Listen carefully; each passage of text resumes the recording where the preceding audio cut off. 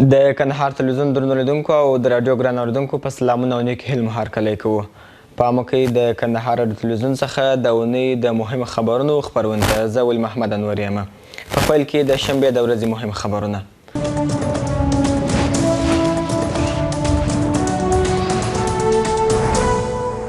کندهار ښاریان د ملي بسانو بیا فعاله کېدل غواړي. د کلونو راهیسې په کندهار ښار کې د ملي بسانو تګ راتګ بند شوی او ښاریان دا مهال په زیات لګښت په ټکسي او نور عرضجاتو کې له یوه ځایه بل ځای ته ځي. د ملي بس ریاست مسؤلین وایي اوس مهال له دوی سره 80 عرادې ملي بسان دي چې له جملې څخه 22 له تخنیکي پلوه جوړ او نور له فعالیته لوېدلي دي. کلونه وړاندې د کندهار ښار اوسیدونکي د ملي بسانو له اسانتیاوو برخمن وه. له یوه ځایه بل ځای ته تګ راتګ نه یوازې چې ارزانه و بلکې ډېرې اسانتیاوې هم درلودې. اوس ښاریان ملي بسان نه لري، له یوه ځایه بل ځای ته تګ راتګ سخت سوی دی. ځینې چې پیسې لري په ټکسي کې ځي او ځینې خو ان د لیرو سیمو څخه په بار وړونکو زرنج موټرسایکلانو کې تګ راتګ کوي. د ښاریانو دغه ستونزه مو د 6 نمبر تصدۍ کاماز او ملي بس امریت له مشرتابه محمد اسلام پوپلزي سره شریکه کړه. نوموړي وایي چې څو ځلې یې هڅه کړې چې ملي بسان شخصي سکتور ته وسپاري، خو تر اوسه په دې چاره کې نه دي بریالي سوي. په خبره د ملي بسانو لپاره نه په ولایتي کچه او نه هم له مرکز څخه کومه بودیجه لري چې بیرته د پخوا په څیر په کندهار ښار کې خلکو ته د ملي بسانو اسانتیاوې رامنځته کړي. نوموړي زیاتوي چې 22 جوړ او 18 خراب ملي بسان لري چې له دې جملې څخه یې 3 عرادې یوه خصوصي کورس ته په کرایه ورکړي دي. په کندهار کې د خلکو ګڼه ګوڼه ورځ په ورځ زیاتیږي، خو په ترانسپورټي برخه کې د نورو ښارونو په څیر کندهار هم ډېرې ستونزې لري.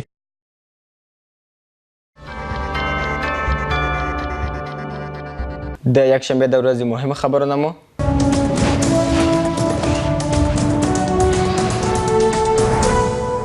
د ارغنداب ولسوالۍ په بابا ولي صاحب ښوونځي کې د 10.7 میلیونه په ارزښت د یوې ودانۍ د بنسټ ډبره کېښودل شوه. د شنبې په ورځ کندهار ولایت مقام رسول عبدالحنان منیب د یادې ودانۍ د بنسټ ډبره پر داس مهال کېښودل چې د یادې ولسوالۍ ولسوال د پوهنې رئیس او د یو شمېر ادارو مسؤلینو او استازو ورسره ملګري وه. مسؤلین وایي په یاده ودانۍ کې به د 12 اتاقونو ترڅنګ یو مجهز لابراتوار او یو کمپیوټر لیب هم جوړ شي. د بابا ولي صاحب ښوونځي کښې د یادې ودانۍ د بنسټ ډبرې ایښودلو پر مهال د کندهار ولایت مقام مرستیال عبدالحنان منیب د رسنیو سره د خبرو پر مهال وویل چې ولایتي اداره د پوهنې د لا پیاوړتیا او پرمختګ په موخه هڅې کوي. د ولایت مقام مرستیال وویل چې د کتابونو د کمښت ستونزه یې تر یوې اندازې حل کړې او 2 ورځې وړاندې یې 390,000 جلده کتابونه کندهار ته رارسولي. ښاغلي منیب همداراز وویل چې ولایتي اداره د پوهنې په ریاست کښې د اصلاحاتو راوستلو ته ژمنه ده او په دې برخه کښې هڅې هم کړي. د کندهار د پوهنې سرپرست رئیس محیب الله قادري د یادې ودانۍ په اړه وویل چې دغه ودانۍ 12 اتاقه لري او ټول ټال 10.7 میلیونه افغانۍ لګښت پر راځي. ښاغلي قادري وویل د دغه ودانۍ په جوړېدو سره به د بابا ولي صاحب د ښوونځي د زده کوونکو زیاتې ستونزې حل سي. د پوهنې سرپرست رئیس په نږدې راتلونکي کښې د یو شمېر نورو پروژو د پیل خبر هم ورکړ. ارغنداب ولسوالي په خپل تشکیل کښې 23 بابا ښوونځي لري چې 15 د یو شمېر ستونزو له امله بندې دي. د ارغنداب ولسوال شاه محمد احمدي وایي چې هڅه کوي تر څو په ارغنداب کښې بندې 15 ښوونځي هم بیا ځلې پرانیزي. د کندهار ولایت مقام مرستیال د بابا ولي صاحب په ښوونځي کښې د نوې ودانۍ د بنسټ د ډبرې تر ایښودلو وروسته د زده کوونکو سره ولیدل او د هغوی ستونزې او مشکلات یې واورېدل. د ولایتي شورا رئیس وایي د جګړو له امله د نیش ولسوالۍ له بېځایه سوو سره باید ژر تر ژره مرسته وشي. د ولایتي شورا د یکشنبې غونډه چې د شورا د رئیس حاجي سیجان خاکزوال په مشرۍ جوړه شوې وه پر مهال یې نورو غړو هم برخه اخیستې وه.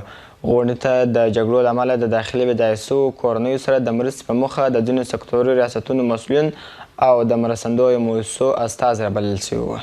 د ولایتي شورا د یکشنبې غونډې ته د نیش ولسوالۍ هغه کورنۍ راغلي وې چې د جګړو له امله یې کورونه پرې ایښي او د کندهار ښار ترڅنګ ځینو امن ولسوالۍ ته راغلي دي. د شورا رئیس حاجي سیجان خاکریزوال د دغو کسانو د ستونزو تر اورېدو وروسته د ځینو مرسته کوونکو ادارو استازو ته هدایت وکړ چې باید له دغو کورنۍ سره ژر تر ژره د اړینو توکو مرستې وکړي. ښاغلي خاکریزوال وویل کندهار ولایت ته د نیش ولسوالۍ څخه د جنګ جګړو له امله څه کم 300 کورنۍ راغلي چې اوس مهال د سرپناه ترڅنګ ګڼو نورو مرستو ته اړتیا لري. دغه راز په کندهار کې هغه صرافان هم شورا ته راغلي و چې غواړي په کندهار کې خلکو ته په انلاین ډول د سرو زرو کاروبار شروع کړي. په شورا کې پر یاده موضوع تر یو لړ بحث وروسته پریکړه وسوه چې د یاد کاروبار مسؤلین باید د خپل کاري جواز او لایحې ترڅنګ د دیني علماو د فتوا سره یو ځای راتلونکي غونډې ته تشریف راوړي ترڅو شورا ته د دوی قانوني فعالیت معلوم سي. د ولایتي شورا په نننۍ غونډه کې دغه راز د مخابراتي شبکو ولایتي مسؤلین او استازي هم رابلل سوي وو او پر مهال یې د مخابراتي شبکو د لوړو بیو اړوند د ولس ستونزې ورسره شریکې کړې. د شورا رئیس او غړو وویل چې کندهار کې باید ټولې مخابراتي شبکې خپل نرخونه راکښته کړي ځکه زموږ د خلکو اوسنی اقتصادي حالت د دې توانایي نه لري چې د مخابراتي شبکو لوړ نرخونه پوره کړي. ولایتي شورا زیاته کړه که چیرې د ولس دغه ستونزه د ولایت په کچه ونه منل سي مرکزي ادارې ته به د مخابراتي شبکو اړوند د شاریانو شکایت وړاندې کړي. د شورا رئیس د کندهار ملي راډیو تلویزیون سره په خبرو کې دغه راز د کندهار ښاروالۍ عوامي روغتیا ریاستونو څخه غوښتنه وکړه چې په ښار او ولسوالیو کې دي د بې کیفیته خوراکي او غیر خوراکي توکو مخه ونیسي. هیله دې نه وي چې د ولایتي شورا په نننۍ غونډه کې د یو شمېر خلکو پر ارسپاڼو باندې هم غور وسو او په اړه لازم تصامیم ونیول سول. د دوشنبې د ورځې مهم خبرونه مو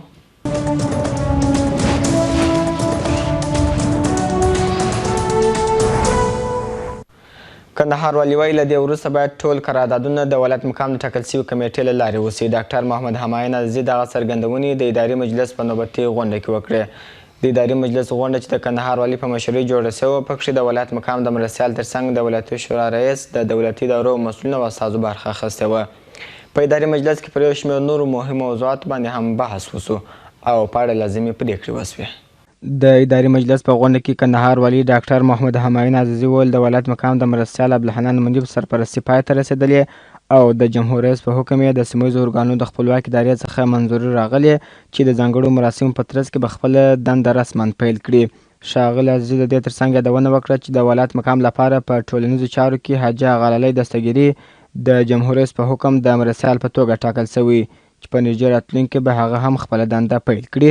کندهار والي دغه راز اداري مجلس برخوال ته د ولایت مقام د حسابداري اوسنی مدیر برهان الدین بریالی د ولایت مقام د اداري او مالي ریاست لپاره تر هغه وخت د سرپرست رئیس په توګه معرفي کړ تر څو چې د ازادې سیالۍ له لارې کوم کس دې بس ته ټاکل کیږي. والي ډاکټر محمد حمایان عزیزي په دې غونډه کې د تیر اداري مجلس د تعقیبي موضوعاتو د پوښتنې ترڅنګ سپارښتنه وکړه چې د کندهار ښاروالۍ په ګډون ټولې دولتي ادارې باید له دې وروسته خپل قراردادونه د ولایت مقام د ټاکل شوي کمیټې له لارې وکړي. ښاغلي عزیزي زیاته کړه چې د هر قرارداد څخه باید ولایتي شورا نظارت وکړي او د قراردادونو اپارونه باید څو ورځې مخکې شرکتونو او ادارو ته توضیح سي. د اداري مجلس په غونډه کې د اوبو رسولو رئیس انجینر محمد نادر کاکړ وویل چې له زیاتې مودې راهیسې ښاریان خصوصي شرکتونه او ځینې دولتي ادارې د اوبو باقیات لري چې د پرله پسې هڅو سره نه دي توانېدلي تر څو خپل د اوبو باقیات راټول کړي. ښاغلي کاکړ د اداري مجلس څخه په دې برخه کې د همکارۍ غوښتنه وکړه. د دې موضوع په تړاو کندهار والي ډاکټر محمد حمایان عزیزي وویل دولتي ادارې باید د خپلو باقیات د تحویلي لپاره د اړوند مرکزي ادارې څخه تخصیص وغواړي خو ښاریان او خصوصي شرکتونه به ولایتي شورا دې ته مجبوره کړي چې خپل د اوبو باقیات تحویل کړي. د ولایتي شورا رئیس حاجي سیجان خاکرزوال د دې موضوع په تړاو د همکارۍ ترڅنګ یادونه وکړه چې ځینې تجاران ښار ته بې کیفیته خوراکي توکي راوړي او وروسته یې په ولسوالیو کې پر خلکو پلوري چې باید د دې چارې مخه ونیول سي. ښاغلي خاکرزوال د اداري مجلس غونډې ته په ښار کې د کسابیو د ناوړه حالت او د بازار ډوډۍ د کم وزن په تړاو د ښاریانو شکایتونه هم وړاندې کړه. کندهار والي د ښاریانو دغه شکایتونه پر ځای وبلل او مسؤل ادارو ته یې دنده وسپارل چې په دې تړاو جدي هڅې وکړي او راپور یې راتلونکي غونډې ته وړاندې کړي. د اداري مجلس په غونډه کې د پوهنې سرپرست رئیس محب الله قادري وویل پلان لري چې سږ کال د ښار ترڅنګ په یو شمېر ولسوالیو کې د ښوونځي لپاره نوي تعمیرونه جوړ کړي تر یو ځایه به د ښوونځیو د ودانیو ستونزه حل کړي. پاته دې نه وي چې د اداري مجلس په غونډه کې پر یو شمېر قراردادونو باندې هم بحث وسو. هغه چې قانوني مراحل یې بشپړ وتایید او هغه چې نیمګړتیاوې پکښې موجود وې د حل په موخه رد سول.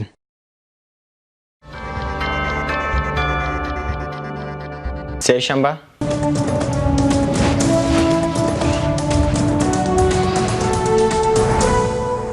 په شاولکوټ ولسوالۍ کې درې بابه بند ښوونځی پرانیستل شول. د کندهار د پوهنې ریاست مسؤلین وایي د کندهار په شاولکوټ ولسوالۍ کې درې بابه تړل شوي ښوونځي د یادې ولسوالۍ د اوسېدونکو په غوښتنه او همکارۍ بېرته پرانیستلې. یاد ښوونځی د اوس لپاره د کرایې په کورونو کې پاله شوي چې وروسته به د پوهنې ریاست له لوري تعمیرونه ورته جوړ شي.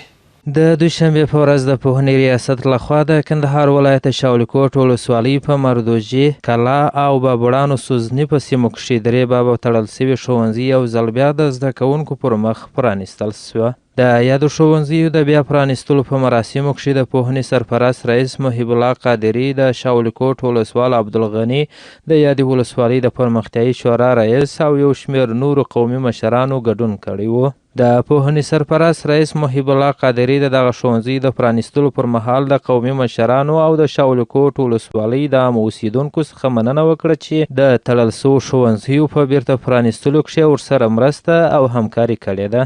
ښاغلي قادري د رسنیو سره په خبرو کښې وویل چې یادې ښوونځي د بېلابېلو ستونزو له امله د زده کوونکو پر مخ تړل سوي وې او اوس توانېدلي چې د سیمې د اوسیدونکو په مرسته یې پرانیزي. هغه همداراز وویل چې نور هم هڅه کوي تر څو په شاولیکوټ ولسوالۍ کښې پاته تړل سوي ښوونځي هم د زده کوونکو پر مخ پرانیزي. د شاولیکوټ ولسوال عبدالغني هم د یادو ښوونځیو د بیا پرانیستلو پر مهال رسنیو ته په خبرو کښې وویل چې هڅه کوي تر څو د ولایت مقام او د پوهنې ریاست په همکاري پاته تړل سوي ښوونځي هم پرانیزي.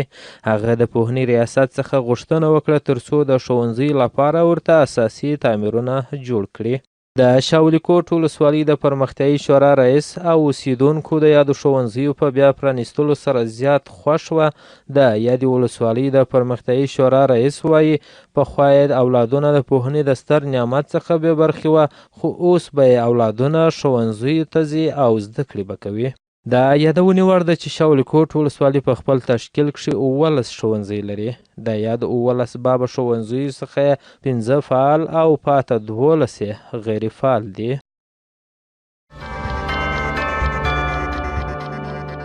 او د هم چهارشنبه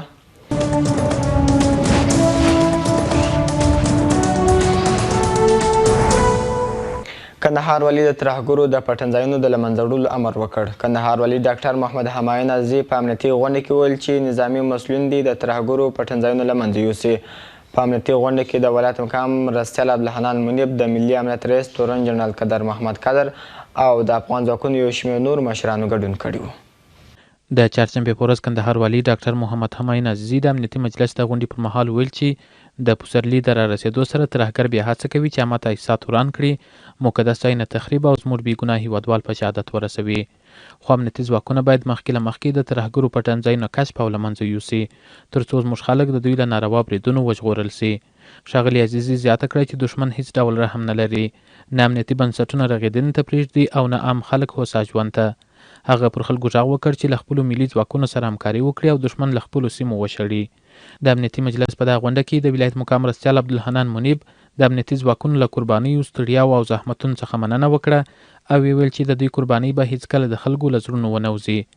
هغه د امنیتي ځواکونو پر همغږۍ ټینګار وکړ او ویل چې هیڅکله به له امنیتي ادارو سره له همکارۍ ځان ونه سپموي. ښاغلي منیب زیاته کړې چې د حج او اوقافو، علماو او سولې شورا ریاستونه باید د عامه ذهنیتونو د جوړولو او د ترهګرۍ پر ضد د تبلیغاتو یوه ستراتیژي جوړه کړي. هغه زیاته کړې چې د عملي جګړې ترڅنګ د خلکو د ذهنیتونو تنویر خورا مهم دی او دا یوه تشه ده چې باید ډکه سي. د امنیتي مجلس په دغه غونډه کې د ملي امنیت رئیس تورن جنرال قدر محمد قدر ویل چې 244 مشکوک کسان یې نیولي دي چې دا مهال تر پوښتنو لاندې دي او دغه راز یې 3 موټران او 2 موټر سایکلان د وسلهوالو مخالفینو څخه ترلاسه کړي دي. د امنیتي مجلس په دغه غونډه کې د امنیه قومندانۍ د امنیت امیر مل پاسوال رحمت الله ترافي ویل چې 13 اونۍ 6 ترهګر وژلي، 19 یې ټپیان کړي او 9 نورې ژوندي نیولي دي.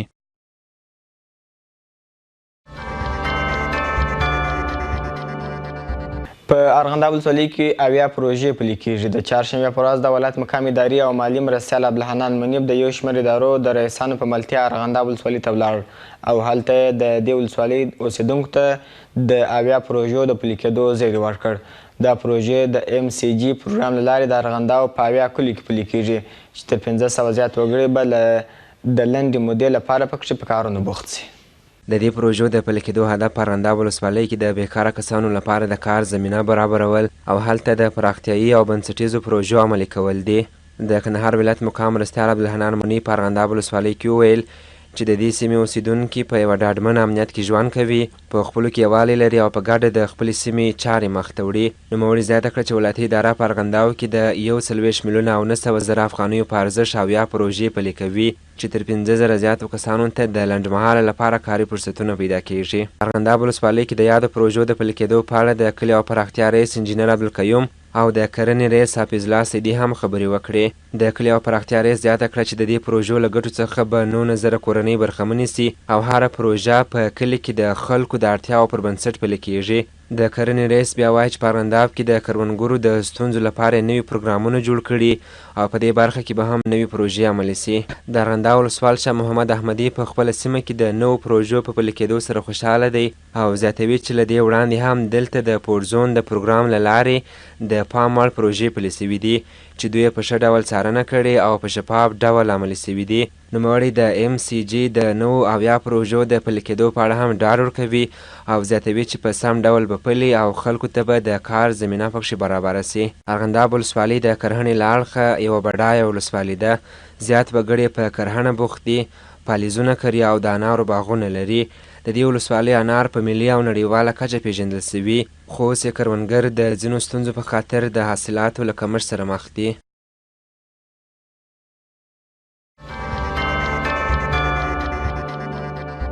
د پنجشنبې د ورځې مهم خبرونه.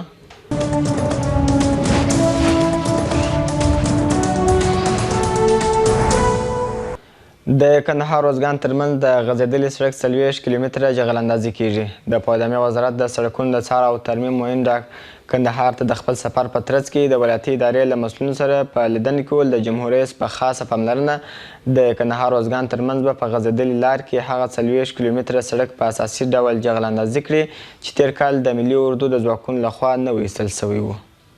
د پنجشنبې په ورځ د پوهنامې وزارت د سړکونو د څار او ترمیم مرستیال عبدالرحمن صلاحي د یوه تخنیکي ټیم په ملتیا کندهار ولایت ته سفر وکړ او دلته د کندهار والي ډاکټر محمد همایون عزیز سره په داسې حال کې وکتل چې په ټولنیزو چارو کې د کندهار والي مرستیال حاجي اغا علي دستګیري، په ولسي جرګه کې د روزګان د خلکو استازي عبیدالله بارکزي او د اتل کلي اردو مرستیال هم حاضر وو. په دغه لیدنه کې د پوهنامې وزارت مرستیال عبدالرحمن صلاحي وویل کندهار ته د سفر موخه د جمهور رئیس په خاص هدایت د کندهار روزګان سړک په اوږدو کې د 40 کیلومتر هغه سړک اساسي جغل اندازي کول دي چې تیر کال د یاد ولایتونو خلکو ته د اسانتیاو په مخه د ملي اردو د ځواکونو لخوا ایستل سوی. ښاغلي صلاحي وویل د دې سړک لومړنۍ سروې سوې، خو دا ځلې به د تخنیکي سروې په مټ د دې سړک ټول ضرورتونه معلوم او کار به پر شروع کړي. هغه زیاته کړه چې د دې سړک مالي لګښت د جمهور رئیس په خاص هدایت د مالیې وزارت لخوا ورکول کیږي چې په 4 فازې کې به یې کارونه بشپړ سي. د پوهنامې وزارت مرستیال زیاته کړه چې د سړک په اوږدو کې به یوه لویه برمه هم ووهي ترڅو پر دې لار تلونکي مسافر او امنیتي ځواکونه ورڅخه استفاده وکړي. کندهار والي ډاکټر محمد همایون عزیزي راغلي پلاوي ته د ښه راغلاست ویلو وروسته یادونه وکړه چې دغه سړک د کندهار او روزګان ولایتونو د اوسیدونکو لپاره حیاتي ارزښت لري چې په جوړېدو به یې تلونکي مسافر د زیاتو ستونزو خلاص سي. ښاغلي عزیزي وویل ولایتي ادارې د تیر کال څخه د دې سړک د جوړېدو هلې ځلې پیل کړي خو بالاخره پایل ته هم ورسېدل. کندهار والي وویل د دې سړک کار باید تر راتلونکي ژمي پورې پای ته ورسیږي ځکه په ژمي کې هلته کار کول که د یوې خوا ناممکنه دي، له بلې خوا به پر دې لار تلونکي مسافر هم له ستونزو سره مخ وي. والي ډاکټر محمد همایون عزیزي راغلي پلاوي ته وویل که چیرې یو ځلې ساحې ته سفر وکړئ او یاد سړک له نږدې څخه وګورئ ټولې نیمګړتیاوې او خالیګاوې به درته معلومې سي. هغه په ټولنیزو چارو کې د ولایت مقام مرستیال حاجي اغا علي دستګیري ته دنده وسپارل چې د دې سړک د پلاوي سره هر اړخیزه همکاري وکړي او د سړک څخه وخت پر وخت معلومات ترلاسه کړي. پاته دې نه وي چې په دې لیدنه کې د امنیتي ادارو مسؤلینو او استازو هم د خپل اړخه د سړک په جوړېدو کې د امنیت د ټینګښت ډاډ ورکړ.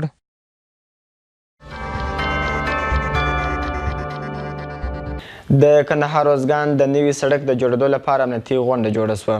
د پنجشنبې په ورځ د ولایت مقام د ټولنیزو چارو د مرستیال حاجي اغا علي دستګیري په مشرۍ د کندهار روزګان ترمنځ د نوي سړک د جوړېدو لپاره امنیتي غونډه جوړه شوه چې پر مهال یې د پوهنامې وزارت معین انجینر عبدالرحمن صلاحي د کابل څخه راغلی تخنیکي ټیم او د کندهار یو شمېر نظامي مسؤلینو ګډون کړی و. په دغه غونډه کې د ولایت مقام د ټولنیزو چارو مرستیال حاجي اغا علي دستګیري وویل ټولې امنیتي ادارې باید په پوره همغږي د کندهار روزګان ترمنځ د 40 کیلومتره سړک د جغل اندازۍ لپاره امنیتي تدابیر ونیسي ترڅو د دې سړک کار بې له کومې امنیتي پیښې بشپړ سي.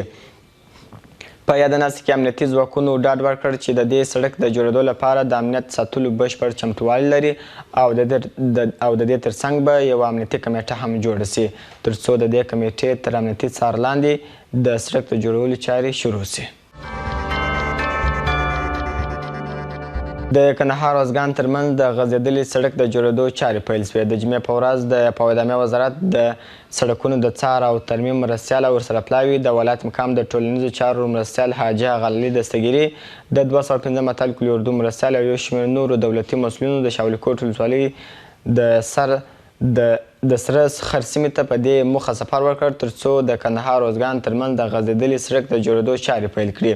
په ورته وخت کې ځایي اوسېدونکي وایي چې د دې سړک په جوړېدلو سره د کندهار او ارزګان ترمنځ په امنیتي او اقتصادي برخه کې پراختیا رامنځته کېدای سي او د دواړو ولایتونو د عامو خلکو اقتصادي او ټولنیز اړیکې به ډېرې پراخه سي. د جمعې په ورځ د فایدامې وزارت څخه راغلي پلاوي او د کندهار ولایت مقام د ټولنیزو چارو مرستیال شاولي کوټ ولسوالۍ ته په دې موخه سفر وکړ تر څو د کندهار روزګان ترمنځ د غځېدلي سړک چارې پیل کړي. د یاد سړک د جوړېدو د چارو تر پیل وړاندې راغلي پلاوي د ولایت مقام د ټولنیزو چارو مرستیال حاجي غلالي دستګیري د 215 متل کلي اردو مرستیال د شاولي کوټ میانشین او نیش ولسوالانو د ولایت مقام سکتوري او فایدامې ریاستونو رئیسانو او د فایدامې وزارت سره د تخنیکي همکارۍ ادارې یا امراف استازو د یاد سړک د چارو د ښه تنظیم په موخه ګډه غونډه جوړه کړه. د غونډې په ترڅ کې وویل سوه چې د یاد سړک چارې به په پوره همغږۍ سره تر ټاکل سوي نیټې پورې بشپړې سي او د غونډې ګډونوالو یو بل ته ډاډ ورکړ چې د دې سړک په وړاندې به هر امنیتي تهدیدونکي ته غاښ ماتونکی جواب وایي. وروسته پلاوي د شاولي کوټ ولسوالۍ د سره خر سیمې ته سفر وکړ او هلته یې د کندهار روزګان ترمنځ د 8.5 کیلومتره جوړېدونکي سړک چارې رسما پیل کړې. د فایدامې وزارت د حفظ مراقبت معین عبدالرحمن صلاحي کندهار راډیو تلویزیون ته په خبرو کې وویل چې د دې ترڅنګ چې دغه سړک به په پوره معیاري او اساسي شکل جوړیږي په ورته وخت کې به د سربند څخه بیا تر سره خر پورې د غځېدلي سړک هغه تخریب شوي برخې هم ترمیم کړي او پر یاد سړک به هغه استنادي دیوالونه او پلچکونه هم ورغوي چې ضرورت یې وي. د کندهار ولایت مقام د ټولنیزو چارو مرستیال حاجي غلالي دستګیري د خبرو په لړ کې وویل چې د کندهار والي ډاکټر محمد امین عزیزي د دوامدارو هلو ځلو او د جمهور رئیس د حکم پر اساس د دې سړک چارې پیلوي او په وینا یې چې د دې سړک په جوړېدو سره به د کندهار روزګان ترمنځ پر اقتصادي ټولنیزه او صحي برخه کې د پام وړ مثبت بدلون راسي او د امنیتي ساحې د پراخولو لپاره تر ټولو اړینه لار همدا ده. د دې لارې د جوړېدو او پر وخت د چارو د ختمېدو لپاره امنیتي مسؤلین هم ډاډ ورکوي. په دې لړ کې د 215 متل کلي اردو مرستیال عبدالرحمن کندهار راډیو تلویزیون ته په خبرو کې وویل چې دوی په بشپړه توګه آماده دي تر څو د یادې لارې د جوړېدو پر مهال د هر ډول امنیتي تهدید مخه ونیسي. په سیمه کې میشت عام خلک وایي چې د دې سړک د خرابوالي له کبله د زیاتو ستونزو سره مخ دي. د دوی په خبره چې د دې ترڅنګ چې د دوو ولایتونو ترمنځ اقتصادي راکړه ورکړه نشته بلکې په وینا یې چې ډېر وخت مریضان د لارې د خرابوالي له کبله خپل ژوند د لاسه ورکوي. هغوی د دې سړک د جوړېدو څخه ډېر خوښ ښکارېدل او دا یې د دوی د ورځنیو ستونزو د حل په برخه کې د دوی سره د ولایتي او مرکزي ادارې یوه لویه همکاري یاده کړه. په ورته وخت کې د ولایت مقام سکتوري رئیس عبدالحکیم حکیمي وایي چې فایدامې وزارت څخه راغلي پلاوي ورسره منلې ده چې د یاد سړک د رغنیزو چارو د پیل سره سم به د میانشین ولسوالۍ د خاشقش کوتل لاره هم جوړوي. د ښاغلي حکیمي په خبره چې د یاد کوتل د جوړېدو سره سم به د میانشین ولسوالۍ د خلکو ډېرې ورځنۍ ستونزې په ډېره اسانۍ سره حلیږي. د یادونې وړ ده چې د کندهار روزګان ترمنځ غځېدلی سړک څو میاشتې وړاندې د ملي اردو او فایدامې ریاست په همکارۍ په خامه شکل نوی جوړ سو چې وروسته د مرکز څخه د کندهار والي ډاکټر محمد امین عزیزي په دوامدارو غوښتنو سره د جمهور رئیس د حکم پر اساس ورته $1 ملیون بودیجه منظور سوه او د جمعې په ورځ د جوړېدو چارې پیل سوې. د چارواکو په خبره چې دغه سړک به د 6 میاشتو په جریان کې جوړ او ګټې اخیستنې ته به وسپارل سي.